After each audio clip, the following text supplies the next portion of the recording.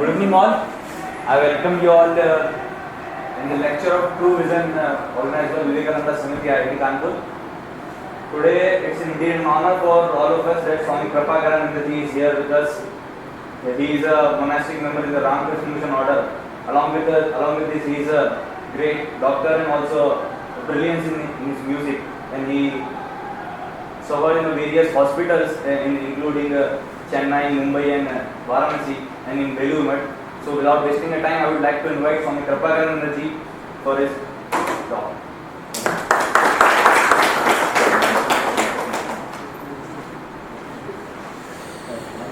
You can use this, huh? That's a problem. It will be easier, huh? Yes.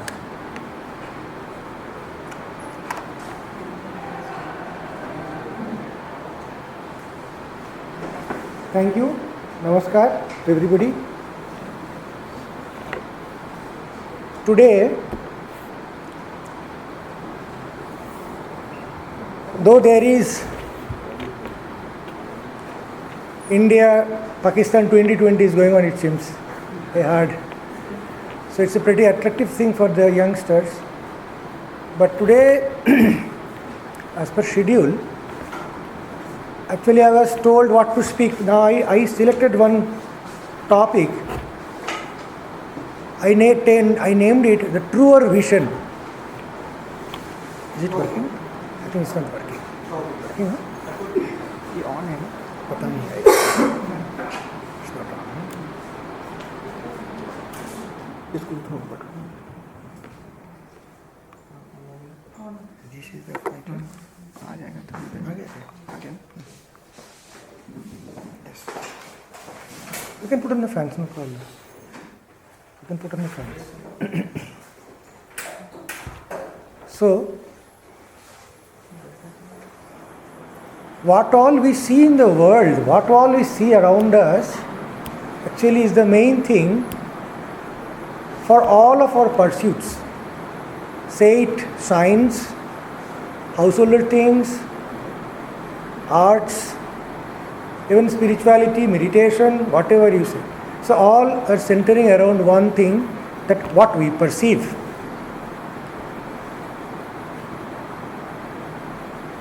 So I will just discuss a few things on this perception thing, whether we are really perceiving right things or not. What is our perception ultimately is, we will discuss. Let me begin with a small story. We have all heard about the absent-mindedness of scientists. They become so much engrossed in science and investigations and so many things, they forget many things. We have heard many stories of Einstein and so many other scientists. Once Einstein was going in a train, so he had the ticket, but he lost the ticket. When the ticket checker came, so he could not show the ticket. Then the ticket checker understood, oh, Mr. Einstein, I know you. So I need not show the ticket, you must have purchased it. No, I have lost somewhere. So, no, it's okay. Then ticket checker went away. Then the ticket checker saw, even if he has told not to search it, he is going on searching the ticket under his seat and everywhere. Why you are searching? Then he told, actually ticket is there and I could not show, it's over. But I forgot where to get down. I forgot the ticket, up to which station I have got the ticket. So this is one type of absent-mindedness or one-mindedness. He is engrossed in his theories and his thinking of physics so nicely that he is not that much aware of the other details. On the other part, let me state another incident of Swami Vivekananda. As you know, he was a wonderful spiritual man, and number two, he was an extraordinary orator. Not that all the spiritual man can speak what he has seen or experienced, but he could speak.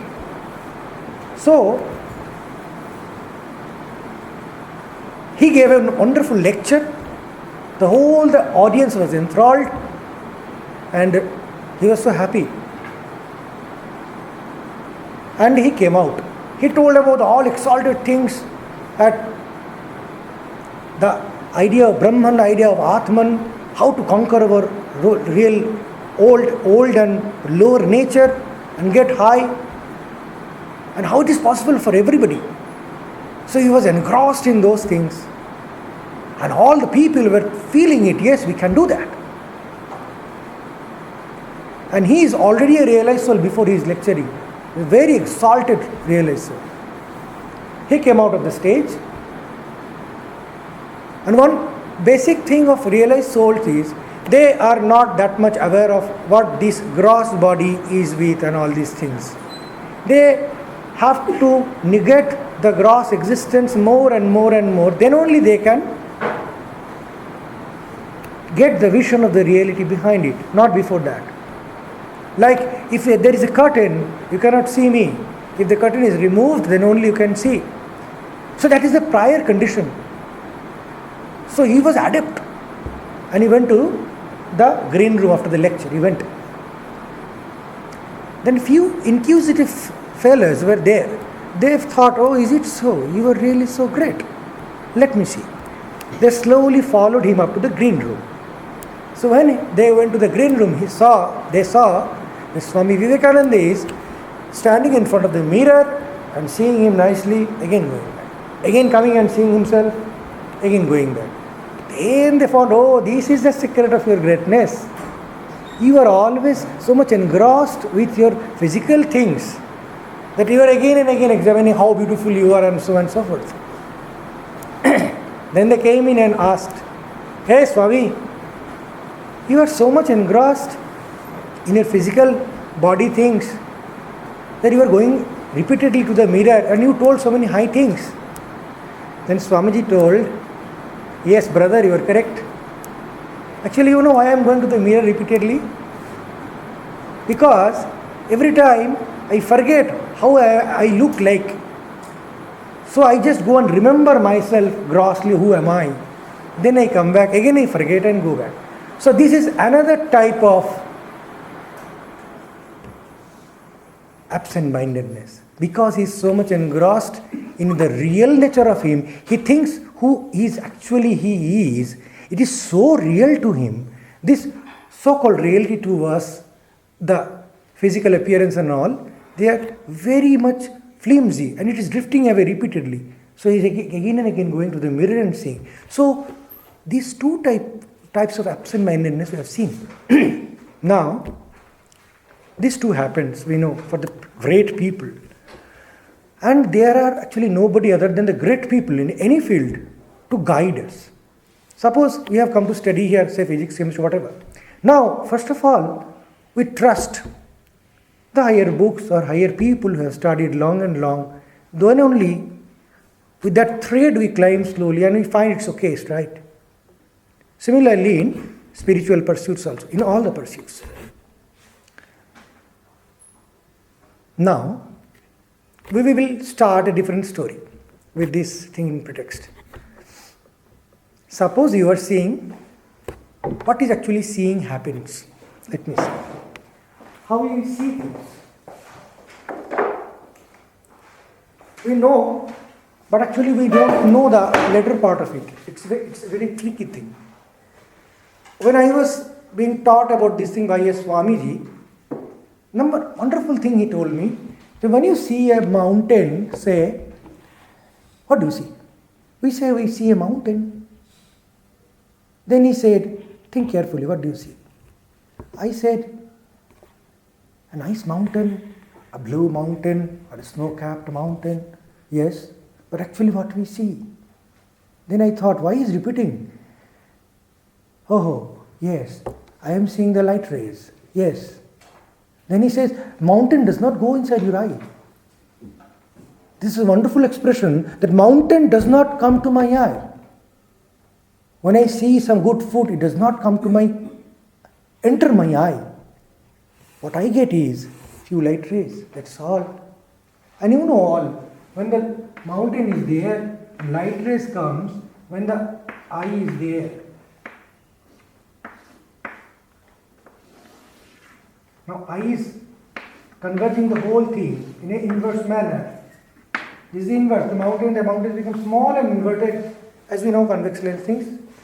So the retina here, nerve cells receiving the mountain, in a small mountlet, and that also inverted in a leaving this layer of retina, and there the mountain ends.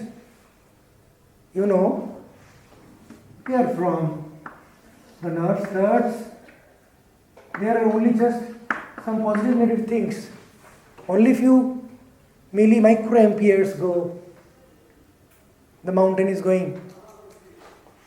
This is optic nerve, and there too both the eyes. Then there is much complicated, nervous things, arborized and designed so perfectly that we perfectly see the mountain. We have not designed this.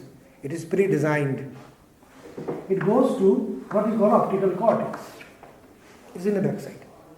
That is called the final discovery till today. What happens to that mountain? It's not only with the mountain, it's along with the smell of the rose. It goes from the olfactory nerve to the same place in different area of the brain. It happens with the ear, it's happened with the tongue, and it happens with the skin. The largest organ in our body, sensory organ, is the skin. It's not just a wrapper, it's an organ and very sensitive. Now I am holding this duster. From all the corner of this palm, the nerves are taking impulse. I am thinking it is a three-dimensional thing. I am creating the perception which is taken from the different places of hand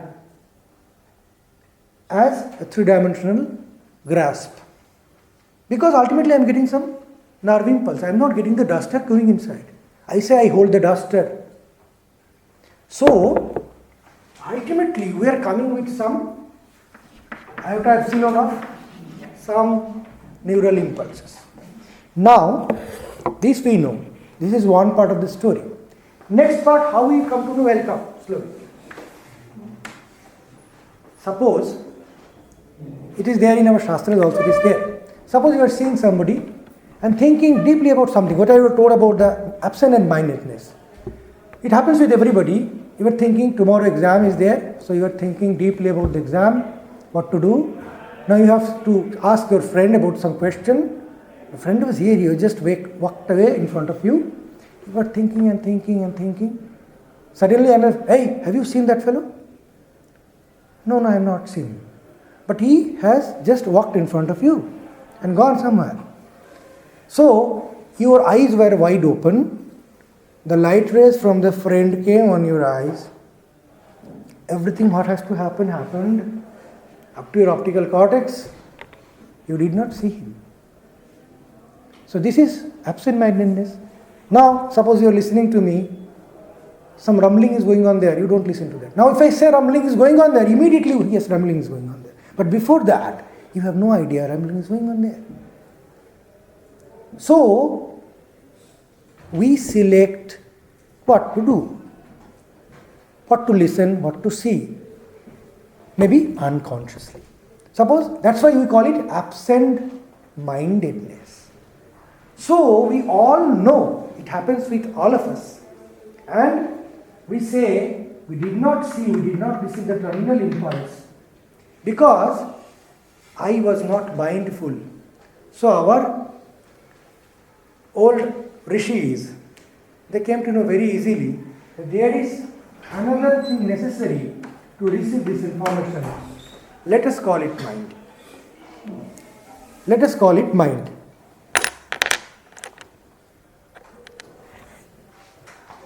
After that, what happens? This much we all experience, this much all we see and say. Everybody of us say, I was absent-minded. Nobody is there who does not say this. Now, you will say, where is your mind? Where is your mind is the second question. But first thing is, there is a mind. A few years back, they did not take in account that mind is there. They used to say psychology, psychiatry is a different thing. Now slowly they came to neuropsychiatry, and now they are coming to the existential truth about the psychology and the mind. but they are not sure. Why? Because our exact science system, I can show you the duster and chalk, I cannot show you the mind. So if you cannot see the mind, you will say, I don't know, I don't believe in mind. Then the question comes, suppose if I say, your mother loves you, then you will say yes. Is it true? Yes. Then I will say, show me. Prove it to me that your mother loves you. You will say, no, she waits for me when I come from school, she feeds me, when I am going to sleep, she cares so much. I can have so many people doing the same thing for you. Actually, you cannot prove it. But you know, and that is sufficient proof. You know that yes, mother loves me. So, we say that not that all the truths are provable by five senses. There are truths which may not be provable by five senses, seeing, touching, etc. But it is not false because it is not being proved by five senses. So that's why our rishis came with two very important categories of truth. They say, first they used to say, Vastu Tantra Dhyanam.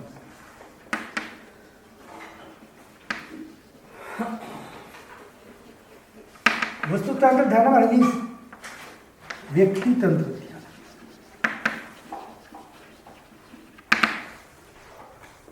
This is the object-oriented truth, and this is the subject-oriented truth. That is very important, because we discovered the Vastu Tantra Dhyanam, we discovered the worldly object because of our problem, which is subjective. We started discovering the objective world because we have subjective problems. Suppose I burn your hand, you are in the sun, you are feeling scorching heat, you discover an AC.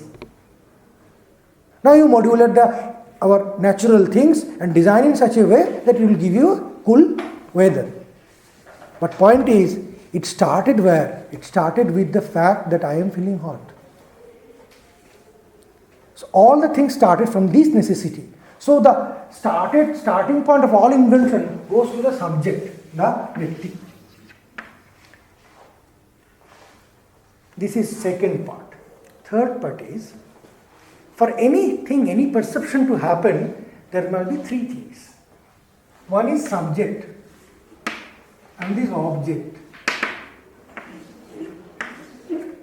Another is the connection, say, vision, knowledge. Whenever I experience whatever, this duster, this bottle, these students, whatever, when I am experiencing, I must be there. Number one. Number two, I must be different from them.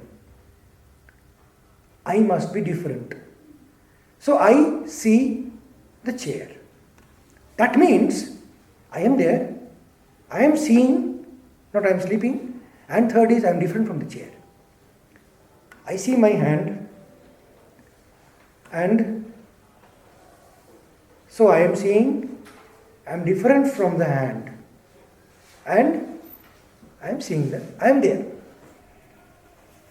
The fun is, with this small, very small thing, our greatest of the philosophers of India, Adi Shankaracharya, wrote one wonderfully famous introductory commentary to Brahma Sutra.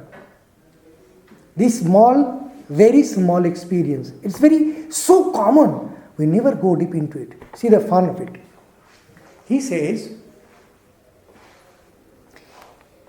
if I ask, what is this? He will say, this is my hand. Everybody will say.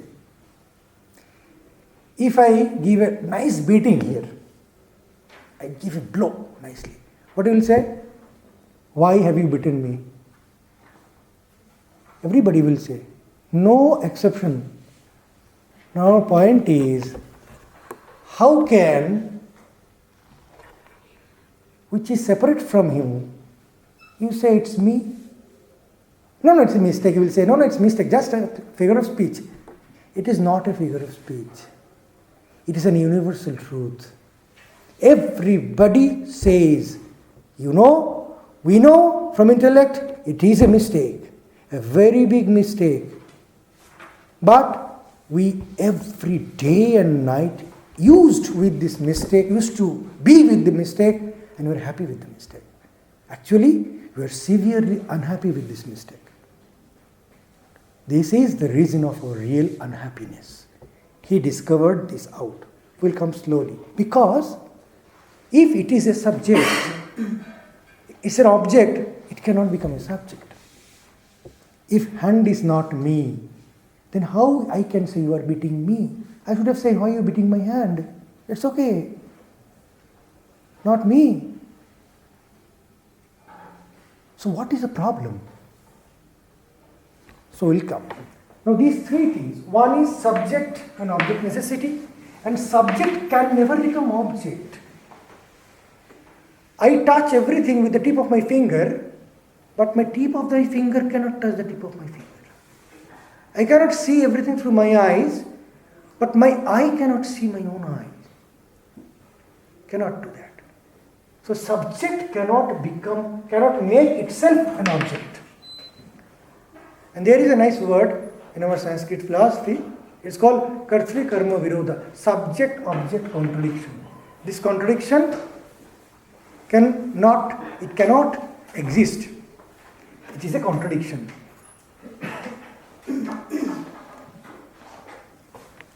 Now,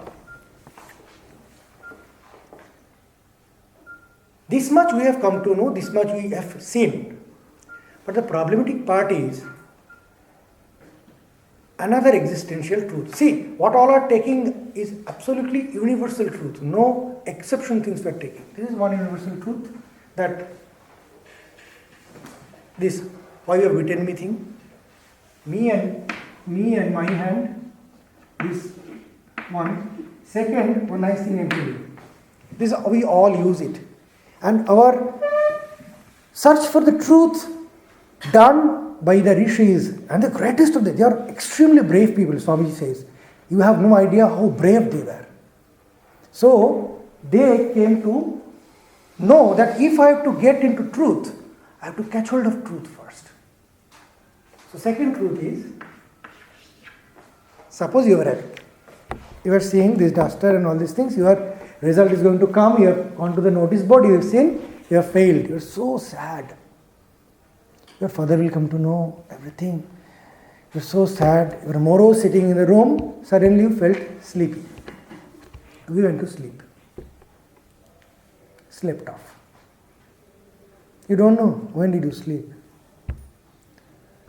And you find that you are making merry with your friends. So many friends have come.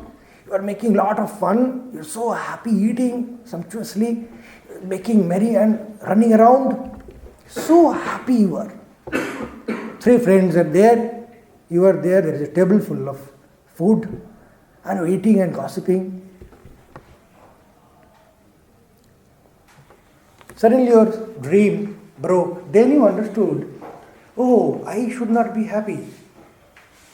I should be sad. Oh, my result have come out. Chi. I was so happy, I should not be. And that is a dream, that is not true. All happens, with everybody this only happened. That was a wrong thing. Your joy was not a wrong thing. You experienced the joy. As you experience the sorrow, the same you experience the joy. And there is not a speck of sorrow, not a speck of memory of this state, we call awake state, Jagrat Avastha. Now you want to get this dream state, Swapna Avastha. So you're so happy, so different. Sometimes it happens, you go to sleep and you wake up, say after 4 hours, oh, it's 10 minutes only. No, 4 hours. Then, which is the north side, south, which is the room, where you are, you have no idea. So, yeah, if you were asked, why you were, I was sleeping so deep, I don't know where I was. And I don't remember. What do you remember? Then they say, universal sentence is there. They say, I slept so much that I was very happy, so nice sleep. And I could not know anything. It comes in our Sanskrit verse. It said, Sukham ham asvapsam nakinchit avedisham. Everybody will say these two things. Now question is, who was sleeping then? If you were sleeping, then who were seeing the dreams? Somebody else? No. Now, if you are not dreaming, in deep sleep what we say, we are dreaming, there was no dream also, nothing. Even I don't know, 4 hours passed. Who said this? Somebody who did not sleep. And it cannot be other than you. You are experiencing, you are telling it, I am asking you, and you are answering this. So it is all you, some part of you, which never sleeps. Now how it can be framed in our neuroscientific way, that is a different issue. But this is an universal experience. That though we say we sleep, actually, in reality, I, who enjoys, never sleep. And the rishis has to say that when we go to the deep sleep state, you go very near to real nature. Very near, not fully. The reason they say, when you come to know about your real nature, something different will happen to you. Absolutely different, you will become a different person. Like Swami Vivekananda, he was going and standing in front of a mirror to see who is he. Because he has come to know consciously who is actually he who never sleeps. He need not have sleep also. That's why the big seers of the truth, they don't sleep. We say the samadhivan purusha, they need not have sleep. And if a non-samadhivan purusha who has not attained to that state don't sleep, he will go mad. Because who is going mad? The non-self part only becomes mad. The reality never goes mad. So he will need a sleep every day. And we have categorized this much of sleep and necessary for a normal human being and normal life and so forth. So these three state things is very vital. They caught hold of this thing. So who was awake? If you go in little detail, then what happens you see, while you were dreaming, then you created 5 friends. You created yourself. You created the table, the food, the merry, the joy. And you created yourself and identified with that, created yourself with yourself and created other friends and identified them not as yourself and made a fun. Because there is no 20-30 people sitting inside you and making all these things. You have created. Let us we think the other neurological part, what happened to the neurology things, it's a separate issue. But you really created, because there is nowhere else. So the seer of the truth has to say that this world, what you are seeing, is created by somebody which is not in the scene, but seeing the scene from outside. You were dreaming and enjoying the dream with an identification with somebody of your created beings as yourself and others as non-self, and making interactions. And who was seeing the dream? Not that who is in the dream as you are. You are seeing yourself also, them also. So you are seeing the whole picture with the creation and identification of something as you. And because he's getting beating, you are sorry. You are eating, you are happy. So your happiness, unhappiness is centering about this created you amongst many creations of yours in the dream, and you are dwindling accordingly because you have identified with this you. But the whole thing is being seen by somebody else who is seeing everything as a whole. At the same time, So, who all have seen the truth, like say Swamiji, what I am telling about. They have to say, when you will actually realize the actual truth, actual vision will come to you, then you will see the whole nature, whatever you call nature, outside nature, volcanoes, so and so forth, scared, these all are created by you and seen by you at the same time. Now, so far it is understandable. But there are, what we are thinking or trying to probe in or to make a boundary is, how can we go there, number one. Number two, is it necessary to go there? Is it not necessary? Is it not okay here? Actually speaking, everything was not necessary. If there would not be a one small thing, which is called, I was asking one of our brothers, what is the universal most truth in this world? 100% truth without exception. Let us catch hold of that fellow. That will lead us to the real truth. That is the D. The big D, the death. If death was not there, we need not break our heads so much for these things. It is because of this small, tiny fellow lurking in one corner of my life, just began its ticking since I took birth, and it will never stop ticking till it engulfs me. For everybody. Not for saint, not for sinner, everybody. This is the hardest part of the thing, which our rishis had the courage to catch hold of and question. You see, all our Upanishads, most of them are started with this death. They are not singing about life. They have sang a lot about life in our other part of the Vedas. Lot. Even they have discovered many, many mysterious ways and wonderful ways to accomplish any end you want. Anything you can do. But after all these, they come to the conclusion, no. Ultimately, you have to take a bye-bye to the world. Are you ready?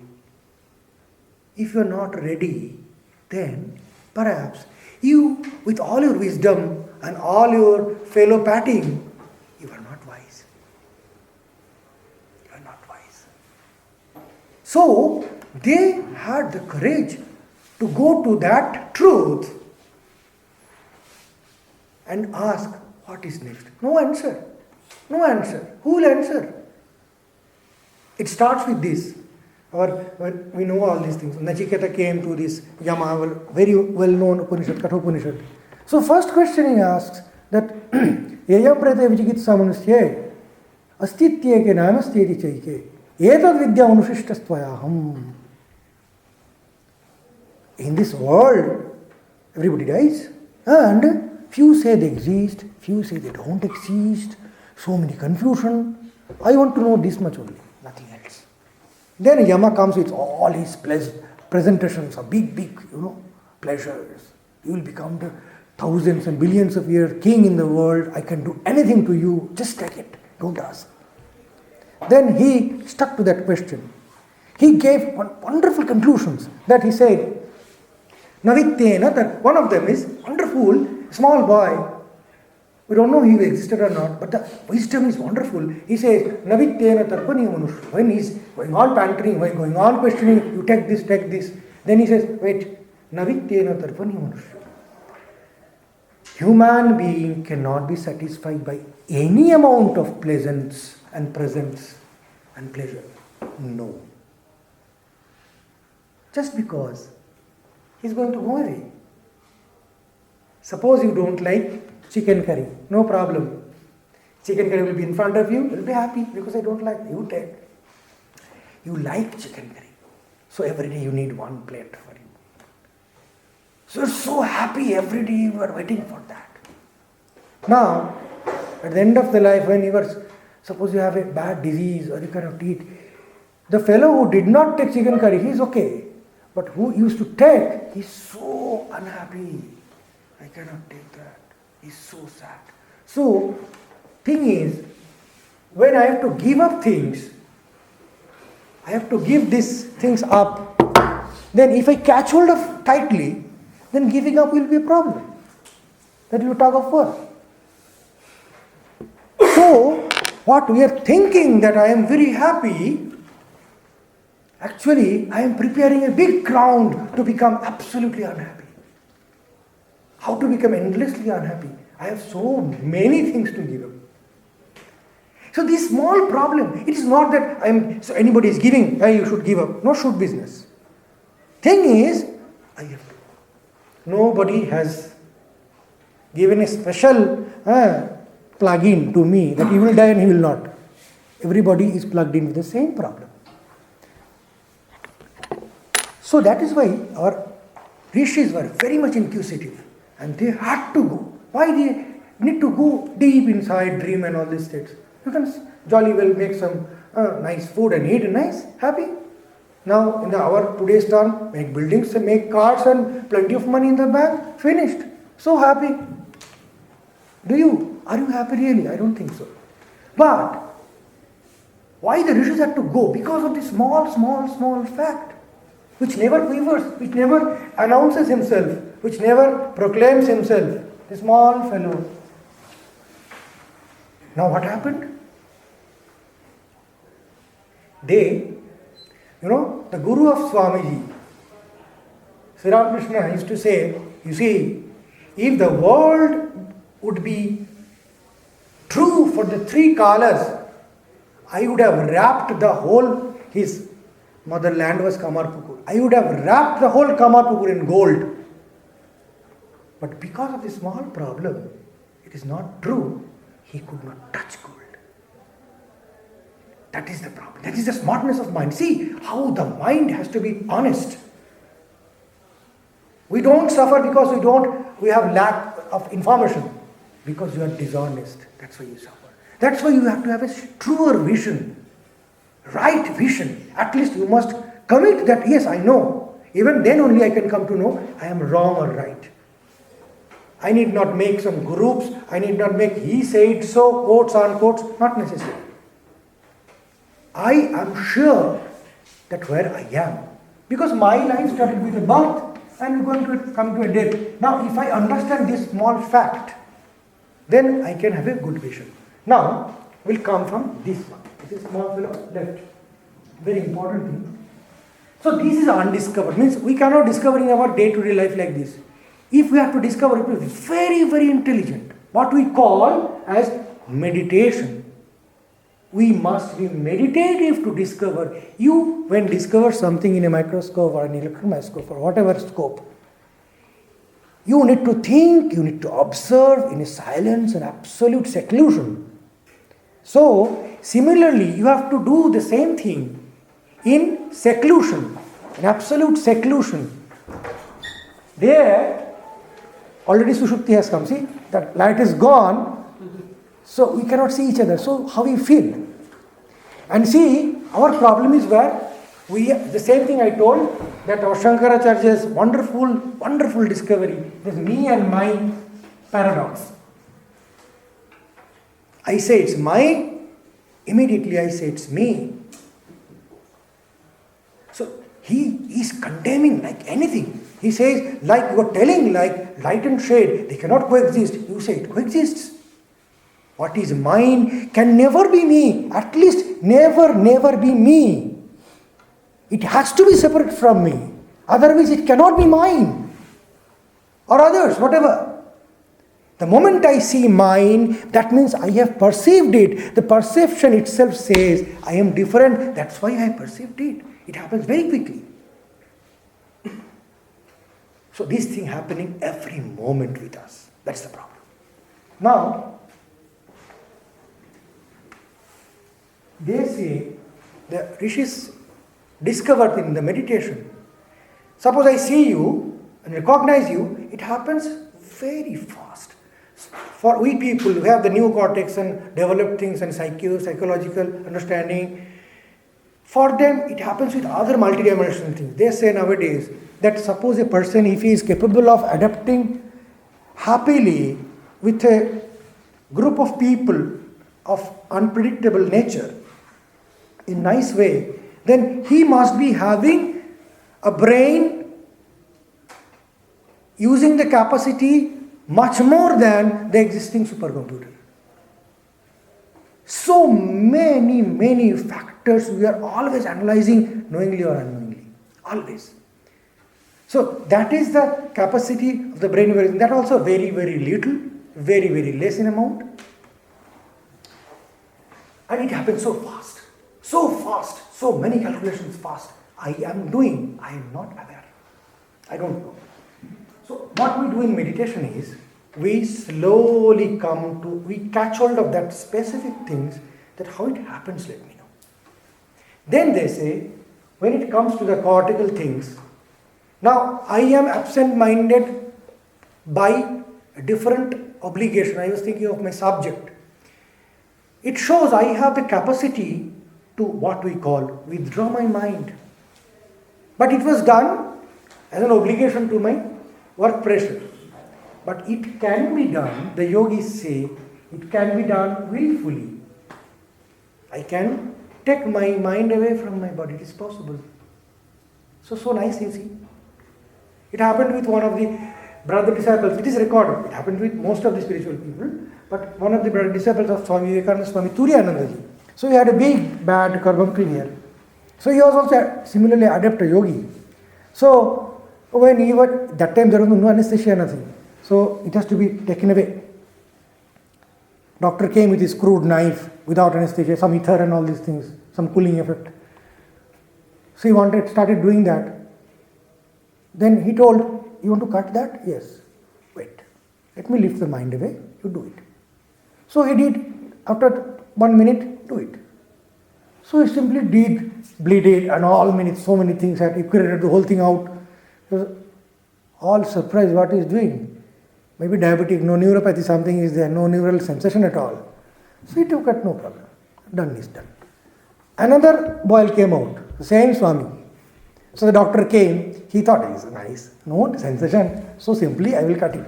So simply without his notice, he took his knife deep into it and he shouted like anything. What are you doing? No, you did not respond. Arey Baba, I have to take my mind away. I am not responsive. So they say, this goes to the mind. Mind receives it. There are many models of brain now coming up. One is holographic model of Brahman and so many so forth things are there, but they're all incomplete things. There are hypothetical things. They say, somebody has to say that, you see, the focal theory of brain, brain has a focal theory. Focal theory means, we have say, this is the speech area, this is the motor area, this is this area, this is so many focal geographization of the whole brain was done once upon a time. But this is not accepted now. Many experiments have shown the brain has a tremendous capacity. Just to begin with, they can shift the area anywhere. They can shift the area. If you just cut, even, the brain has two hemispheres, this one and this one. They are connected with billions of fibers, we say corpus callosum. So they are connectors. And we use not even 1% of it. They can balance your life nicely. This is so-called calculative brain, this is perspective brain, and so many things are there. But we don't use them. One man has to be, this is called calosectomy. You have to cut the whole brain off because of some problem. So suppose this is a speech area or so many things, so they will be gone forever.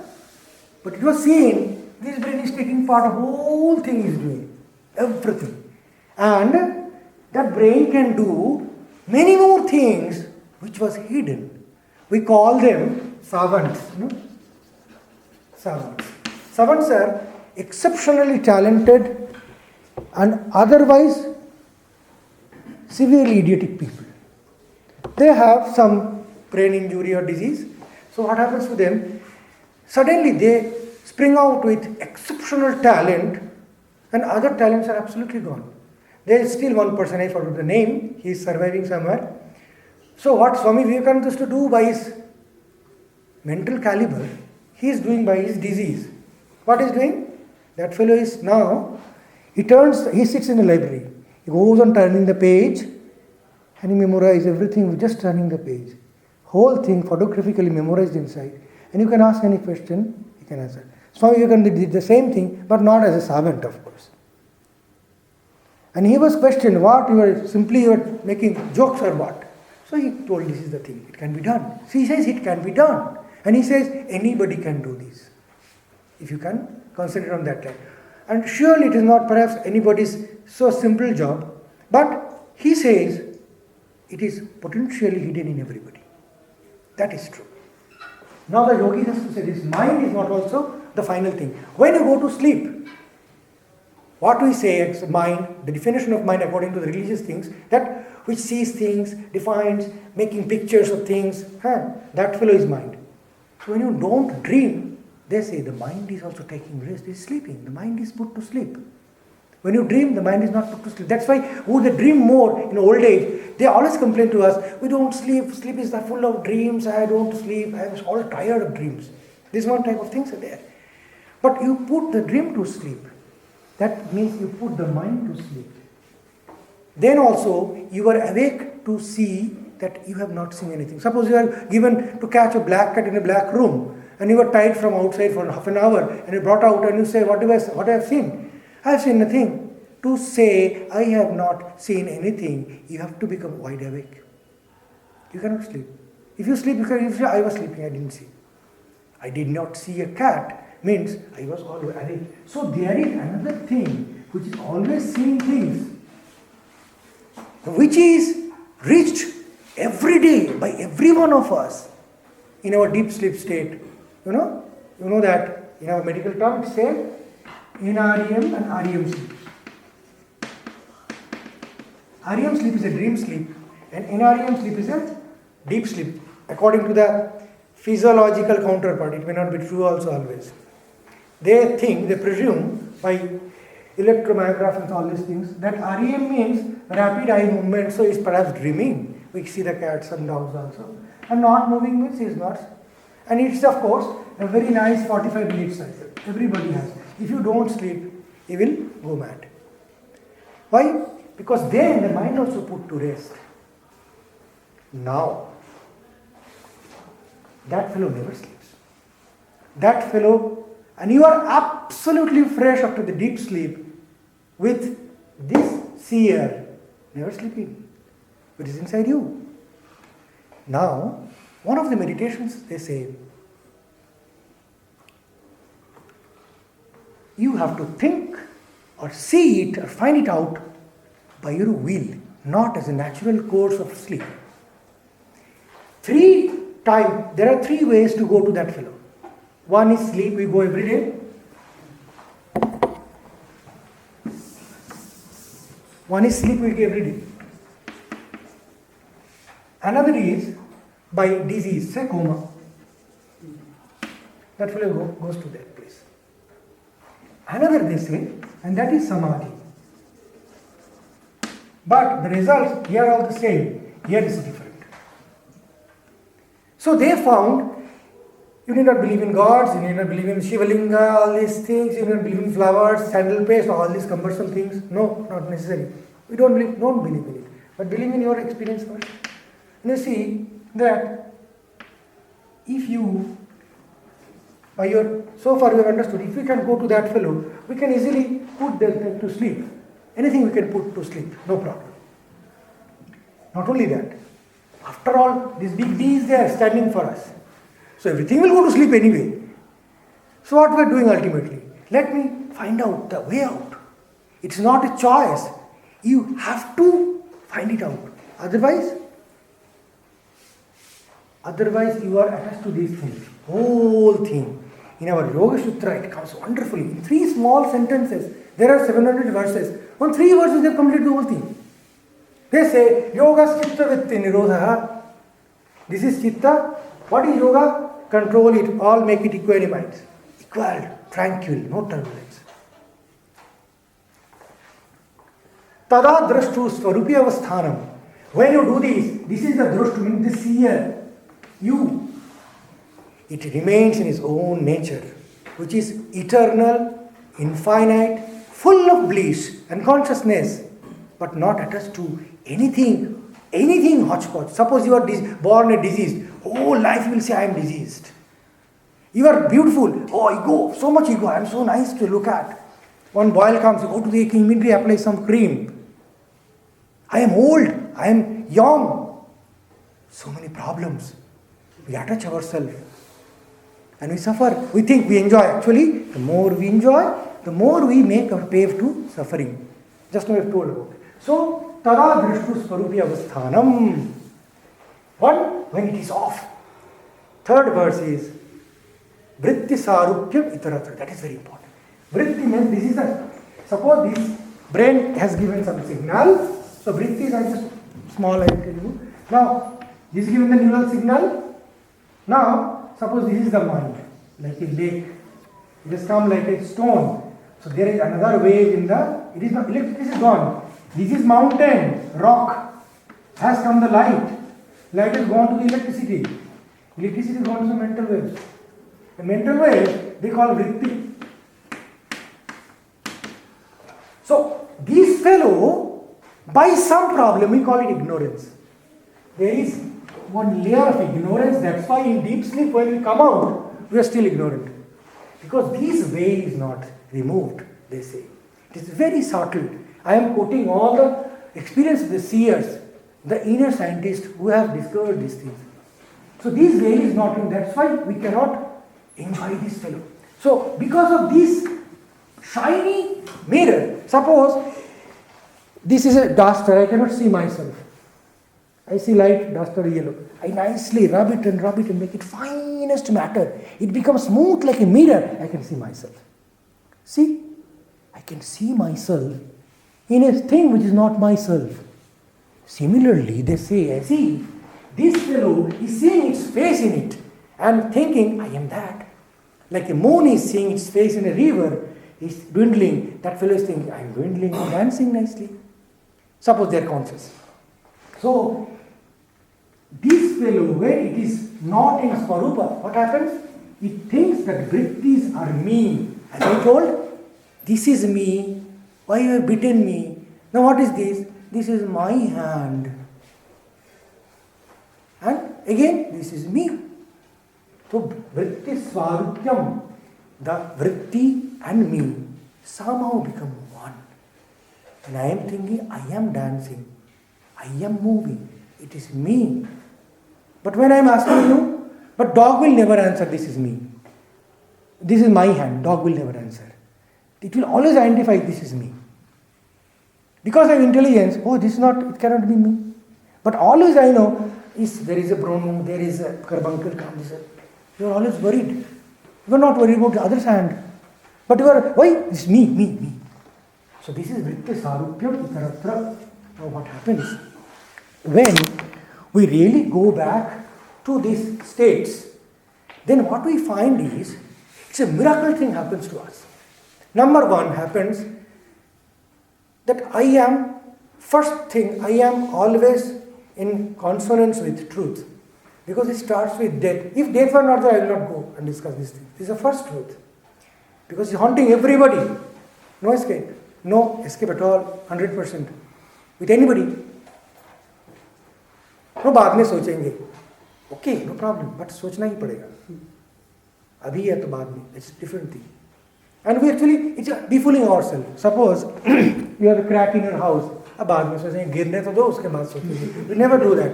So we default self we do. Similarly, here also you have to be wise.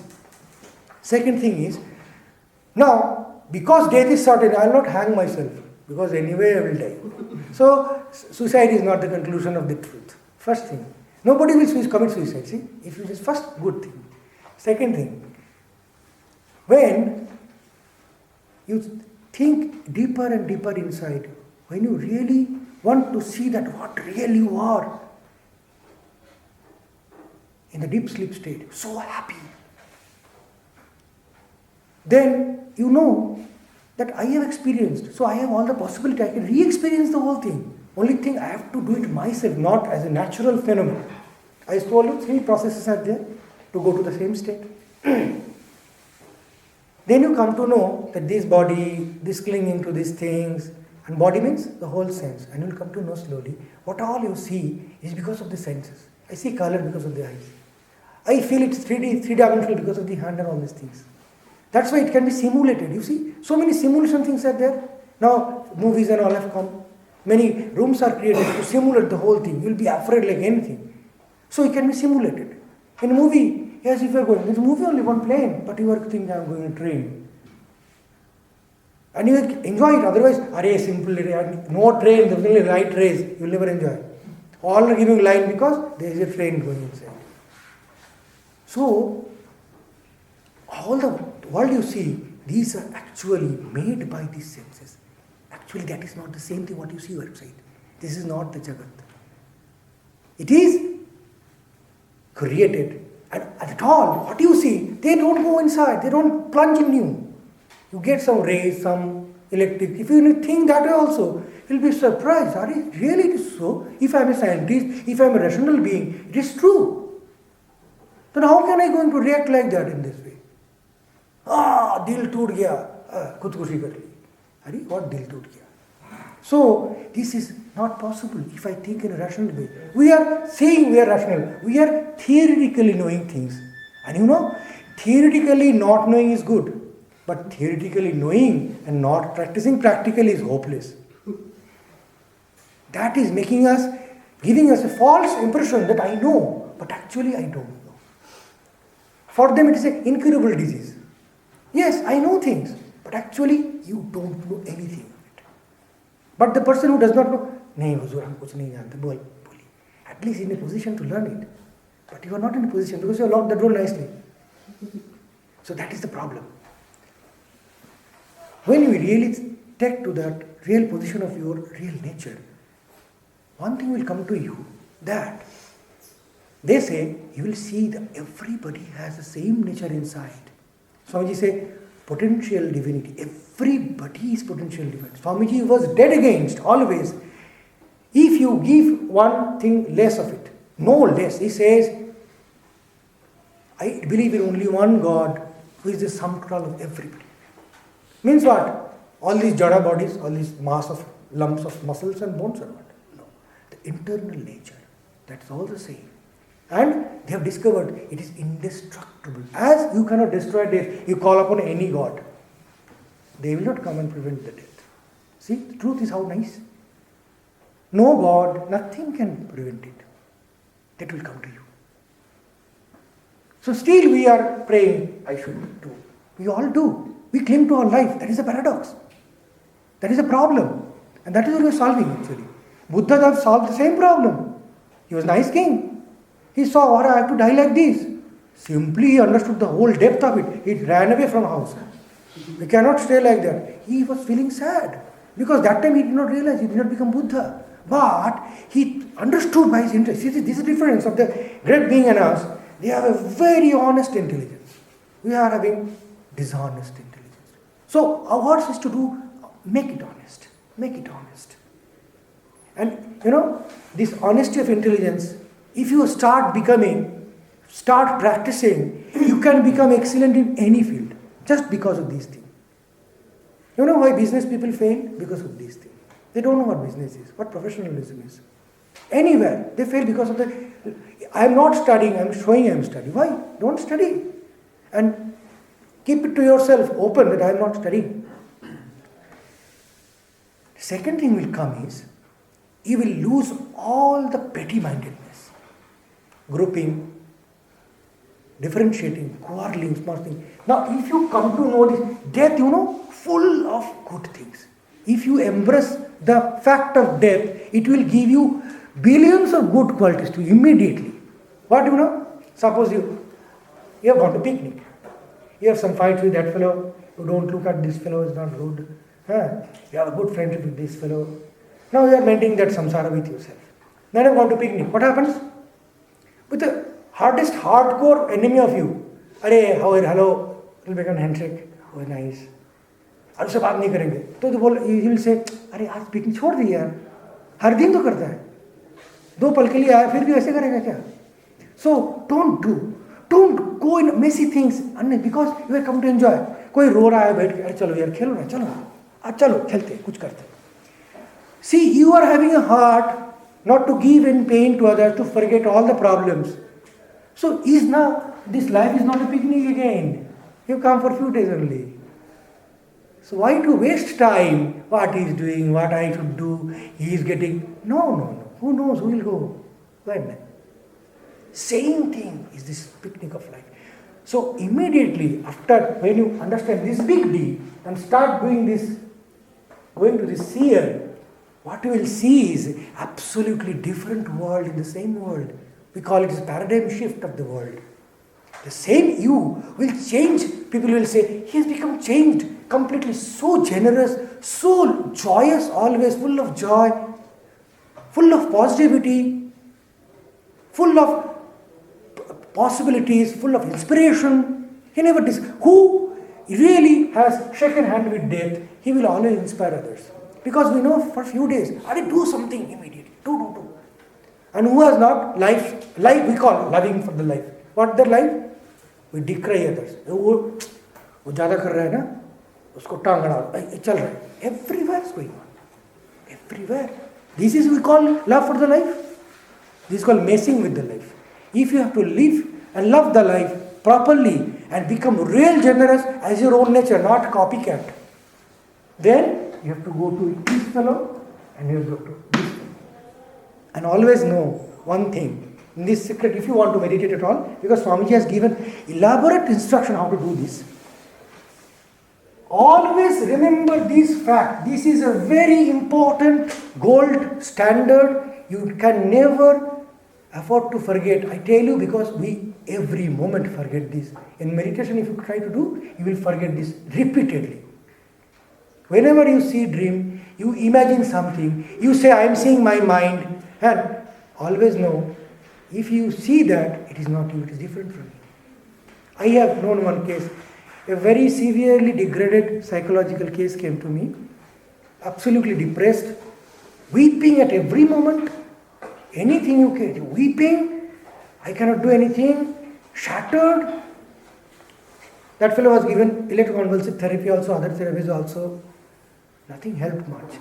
Then I was talking to that fellow in a corridor. Just took him and talking. Let me see, I can do something. So that fellow was complaining, my mind is so sad, my mind is so bad, my mind is... Then I just told him, you repeatedly tell me, it is my mind, not me. My mind, not me. It is my mind. It is not me. When that fellow told, immediately that fellow burst into laughter. So simple, he said me, so simple. I mean, it is so simple. It is that simple. Because you never believed in this thing. You never believed that you are the subject. You are the moment you see. See means experience all taken together. See, touch, feel, imagine, all are objectification of something. And when objectification is done, there is a subject has to be. And not only subject has to be there, it must be different from the object. So this thing has to be kept. You are dreaming, so you are dreaming. You are not the dream fellows. You are in the deep sleep, enjoying. So you are separate, not sleeping, awake. Not a moment you are closing your eyelids, so far. Swamiji says, we are so much attached to body, you know. If I say, imagine your death, what you will do? You will close your eyes. Everybody of us is doing the same thing, you know. What do? We close our eyes and see our dead body is lying below and somebody is weeping. Still then, I am seeing that I am my dead body, and seeing is a bodily phenomenon. I cannot leave my body. What I do all in my body, I am doing the same thing in a closed eyes. I am dead. But I am enjoying the whole organic existence every moment. I cannot go out of it. This is the sad part of the game. This is a real existential truth.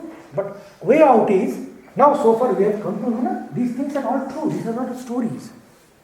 Now what we have to do is, we say this inner journey is another type, different type of experimentation. Means like our laboratory. It needs you and the other things. It is done for the mind, by the mind.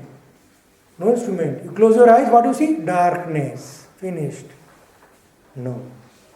There starts a different journey, the inward journey, and that will give you the real goal you can achieve by that. Take you to the real place where this deep will be solved. That was the question asked by all of our rishis, and they discovered it. And discovered means, Swamiji says, it's being and becoming. It's not theoretizing. We know in theory everything nicely, but we cannot practice. That is the problem now. So, it is, we have to, what I am thinking, making conjectures, making models of different things, mind, so and so forth, things inside, we have to see them, means they must be real to us. It's not a proposition to us, an imagination or model to us. It is real, as dream is a real, as deep sleep is a reality. And it's happening to me really every day. So it must be really caught by me, and that is why it's called realization. We realize it. It is, though it is there, it is not real to us. Though it's my inner part, not real to me. What is real? Why you have bitten me? And at the same time, it's my hand. It's my cloth. And why you have bitten me? Taken me away from me? So this is the paradox. So this is the way we should see. And we come to know that what we see is not only wrong, but half and wrong. And what is the real vision if you have it? You really can solve the problems. And that is how our rishis, they did not jump to conclusion. They was born with samadhiman purushas. They attained samadhi by these questions. What are the questions? All the impulses were external world only. They only gave the impulses. They only gave the questions.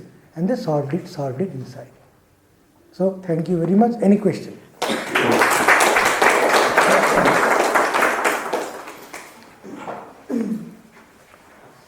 Any question? Question will be, it's good, it will be nice to have some questions. Yes, please. Sir, this universe is so complex and so diverse. What's the purpose behind creation of this so diverse? First answer is I did not create it. I don't know. What is the purpose? We don't know. It is just created. We are already there. That's all we know. What is the purpose? Who can say? Who has created? They can only say. If at all there is a creator, we believe. Is that so? There is no answer. I don't know. Why it is so diverse? It is diverse, that's all. Why I don't know? I don't know. Any other?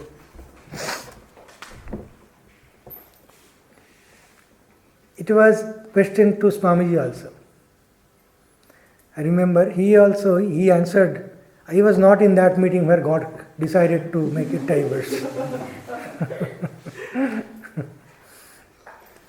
Any other question, please? Please. Just I will comment what I feel that we are discussing this subject logically, right? But by logically or by listening to you or some other things, even if I have understood, can I get anything out of it? Actually, Because this is a very, like we may talk about it. But talking will go to where? Yes. Point is, all our shastras, almost all our teachers, big teachers, it is being discussed in shastras also, that why you are telling this thing repeatedly. This thing was asked in a shastra. Then they are telling, shastra himself answering, you see, shastra does not speak anything false or anything unnecessary. But you see, and there is we call it, it's a mistake, a dosha for a shastra to repeat one same thing again. It is not considered to be wise because you have already told that. But regarding these things, that say, I am Atma Brahma, Aham Brahmasmi, or so many things, repeatedly they are telling, they are not getting tired. Why? Because then Shastra say, there actually lies the reality. It is being asked by Arjuna also, that why are you telling me? Then Bhagavan says in Gita, if you say Bhagavan like that, he says, yes, you are correct. It is not that simple. I am telling you simply. He says, Ascharya Vakta Kushalasya Laptva. You must be a very wonderful listener, means full of questions. When Swami Vivekananda went to Ramakrishna and said, have you seen God? Many tried like that before also. But he was at the top of his question. He was question only. And he said, yes, I have seen. He did not say to others. Others came to Sri Ramakrishna, have you seen God? Who can I say? People say God can be seen. Like that he diverted himself. He did not answer. But when Swamiji came, he told, yes, I have seen God. And clearer than I see you. In a much clearer way. That means bereft of all these things. There is no other intervening thing also. So he says, yes, I have seen. So, Shastra says, by discussing what happens, Buddhi is the only instrument which clears the mind. Suppose I give a food, very delicious, to a dog, it will come and eat. If I say, Arey, poison is there. What poison? Nothing. It will eat and die. Suppose I tell a person, he is very hungry, and if I tell, you take this, he is just taking it, full of his hunger. Then, no, take it, it is a poison perhaps. Then in spite of his hunger, he will stop. How? His intelligence has controlled the mind. His mental reflexes has been controlled by the intelligence. That's why he is saved. We are always doing that. So we are using intelligence in purchasing potatoes, in going to buses, in the autos, everywhere. Your intelligence only you are using. So who says, who knows, one time that intelligence will really trying to, I will really be engulfed by my own intelligence. Yes, I am truly asking the true question. This is the question. You know one nice story. This is just an evolution of our mind, what we have by discussions. We evolve, generally, certainly. If I listen to these things 12 times, 30 times, then might be I will be having a real question. Really, क्या बकबक करते जा रहे हैं भाई एक ही चीज बार बार बोलते जा रहे हैं. Then I will be bored and try to give him a blow, and that blow will teach me perhaps. This happens to everybody. Everybody happened. So one nice question, nice story on this type of paradox, Sri Ramakrishna has to say. Wonderful story. One fellow, a small boy, was hungry. So nobody is giving him any food from any shop. Give me some biscuits, some potato. Then he went he was walking in a lonely old road. He found a big stone. Nice. I said, kuch patthar. So he went to the biscuit fellow. Please give me biscuit. Are kya hai? Patthar hai, kya karega? Chal 2 biscuit le le. No, please give me 4. He went to the brinjal fellow. He gave him 2 brinjals. अरे ज़्यादा बोल दिया चल. ऐसा करते करते he went to a jeweler's shop. The jeweler who was there, seeing itself, he found it's a big diamond. So somehow it is there in the street, nobody noticed because nobody is a jeweler. They could identify it's a diamond. So बोला कुछ खाने क्या 1 crore ले जाओ भाई चलो वो दे दो मेरे को. So he gave him 1 crore. So to identify a stone to be a diamond, I must be, even I don't have diamond myself, but I must be a jeweler. So this is the seeker of the truth do. They know how to seek truth. By what they do? By intelligence only. There is no other method. So I think these intellectual discussions will burn. It's said in our Shastra, tapasa chiyate Brahma, means by this repeated discussion, this is tapasya. By this repeated discussion and friction, chiyate, as if the intellect and the Brahman expands. It was small, invisible. Now you discuss 4 times, 50 times, 10 years at a stretch sincerely, you do, it will become a reality to you. Is it a hallucination then? No. Why? Because it's based on truth. It cannot be hallucination. Yes, this model may not be liked by some. You can go and investigate. But this is standing there. And so far we have discussed, this is all so far has been discovered by materialistic science, and these were the spiritualists. So it comes in the same line, only it is advancing a little more. Yes, what will say? Arey, who says it happens? Now if I read, it is neuropsychiatric connection. Oh, it's true. Well, I neuropsychiatric connection. Finished. Same thing I remain. No problem. So this thing actually you're asking, this happens to everybody. That's why I discussed that it is impure intellect. Buddha also saw, everybody sees death. Siddhartha saw death. He was impinged by severe insecurity. And that was not the end of it. He didn't hush the whole thing up. He wanted to find out. And it was so strong. He had to leave the whole kingdom, his kingship, his wife and children, everything. And ran away other side of the river. And there, he did what all had to do. He did all has been prescribed. He became lean. He was going to die. He found it is not possible by this also. He found out several truths. When Buddha was full of enlightenment, he was strolling. It's called Mahachankramana. He went on strolling for 8 days. So much joy he had. Then he was asked, what you have discovered so much joy? He told few truths. First is there is misery. See? He discovered there is misery. And there is a way to get out of the misery. And so on and so forth. This is a discovered. This is a discovery. We are all suffering. And he became Buddha. So there is something really which intelligence actually has to give to us. We call it a pure intelligence. When we understand but don't do, that is impure intelligence.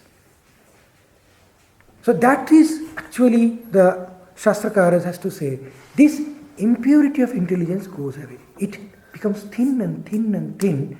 When it is sufficiently thin, then light comes from that side. That is, our intelligence becomes a glowy one, self-effulgent one. It is a different type of descriptions, but it is experienced. What I was discussing, when you have this type of little, even microns of its experience, then immediately you will have an absolute shift of your whole personality. You will not remain the old person at all. And they say, even a millionth of the truth, for a millionth of second if experienced, then it will be changed. That is sufficient.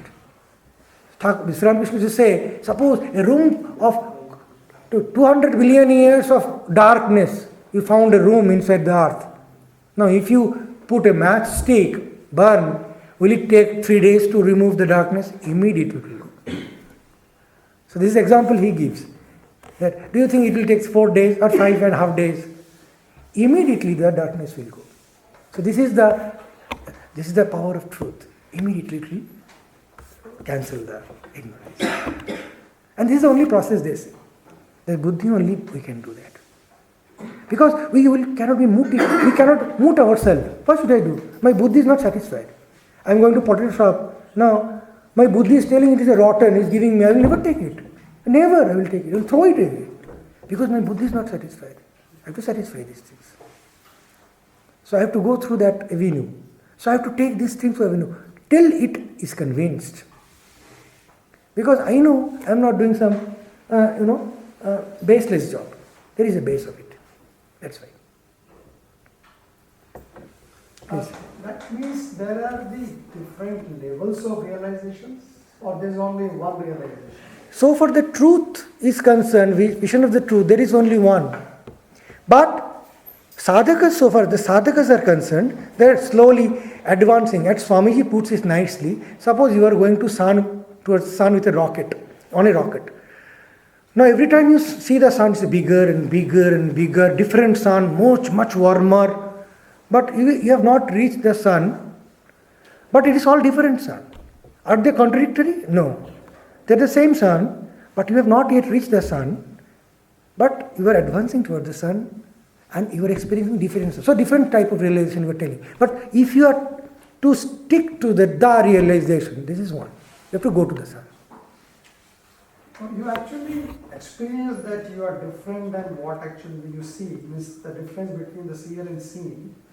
That experience comes sometime. That experience has to come. Yeah, but that actually doesn't remain for a long time. No. If it comes consciously for once, it will remain ever with you. If the real comes later. It will remain. There are some signs. You see, they always have tabulated what the signs and symptoms that I could know he is like that. That's why I am repeatedly saying there is an absolute shift in your personality. It cannot be the old one. Cannot be. And that is with eulogy, without eulogy, it has been described in Shastras in so many ways. One student was sent to some tapasya, he came away, then the guru was realized soul, immediately saw, seeing the face, I know that you are realized, you need not say. The way you are talking, the way everything is changed. Yes, please. Sir, throughout your lecture, you have used two words. That is, one is spirituality and second is spiritualist. Spirituality and Spiritualist. spiritualists. Spiritualists are only My question: can you please kindly define the word? What is spirituality, na? What is spirit and what is spirituality? See, these are all English translation of what we have wanted to say is in our. It's a translation of our words in Sanskrit. We call it Adhyatma and Adhyatmikata. Spirit, in very crude form, they are in our Western philosophy, they have not yet defined much about spirit. They equal spirit with ghost and so many things. Subtle body, all are spirits. Even mind sometimes becomes spirit. And they think there are spiritualists. No, don't confuse. Spiritualists in Western term is the people who deal with ghosts. There is nothing to connect with bliss. But spirit in our, which I am translating from our Sanskrit, is Adhyatma. Adhyatma means Adhyatman. Atman means me. I am discussing and interested in real me is Adhyatma. And who is doing that? He is Adhyatmika. So spiritual and spiritualist. Correct? Any other? Please. Where is the seer? Is the seer inside the body? Okay. Now, this question is, you are taking the world as reality and outside and inside is something. You are taking, the presumption of the question is that this is me, inside is inside and that is outside. But actually in nature, it's all outside, it's all nature only. That's why we say not inside, it's called beyond nature. We call this word beyond, not inside, outside. And who have realized, they say, the whole universe is flooded with spirit only. Otascha, protascha, they say, interwoven by every tidbits of it is all spirituality only. It is inside also, outside also, here also, everywhere also. And how it is very tough immediately to make you understand. But it can also be logically, you can give some indication, means what we do with logic by you. I just try to help you to take you in a path which is uncontradicted by your intelligence. That's all. So that you can jolly well walk on that path because you are satisfied in the right path. But it is not the experience. Experience has to be done by you only. But this, we say it is beyond. Suppose where the dream happens, you say in the brain, is not. But we say no. It is beyond the Jagrata Avastha. Now where the deep sleep happens, we don't know what happens. You know, the problem is, this light is burning. It went off, just went off. Till it went off, we never thanked this fellow, this light. But because of light, we are seeing everything. But we never thanked it. Because it is always present.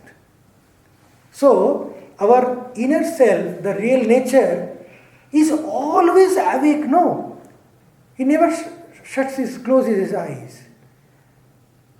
So, we never recognize it. That is a problem. We call it in Sanskrit, Prativodha Viditam. Prativodha means every moment we know everything because of that light.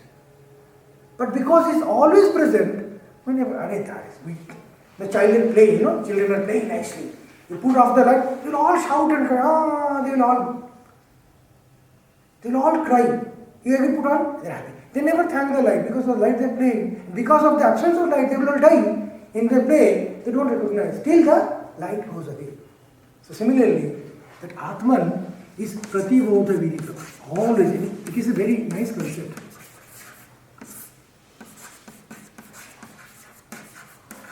Our every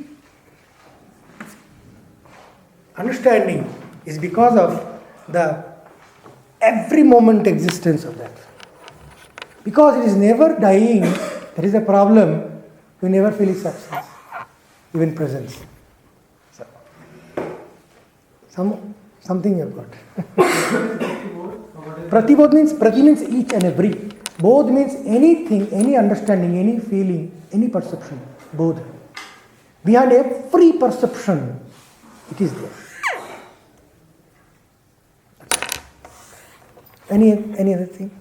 Actually, it's a very, very nice topic because it is not at all any dogmatic topic.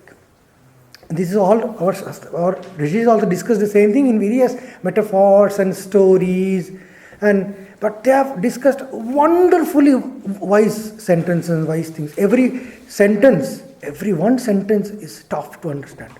That's why so many commentators came, and all of them are giants of intellectuals.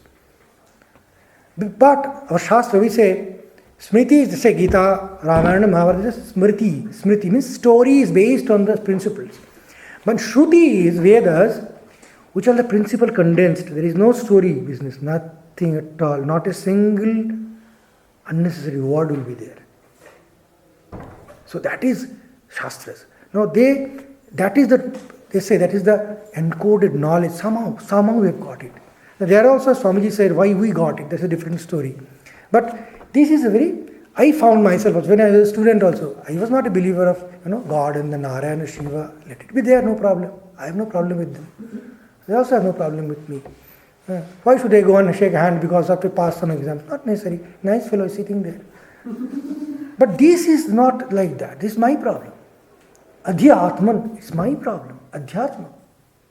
It's not somebody's problem. I don't know somebody's problem is not, but I know it's not my problem.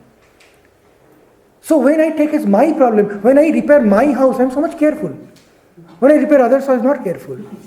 Because it's not mine. But when I'm careful, when I know it's my neighbor, it's my brother, then I'm careful. The more the my will increase, the more careful I'll become. Because it starts with me. I'm careful about myself is an axiomatic truth. I don't create it. It comes like my hand. So Shankaracharya asked this question. Can you explain this small problem? So that's sort of a key to open the real paradox. Anything?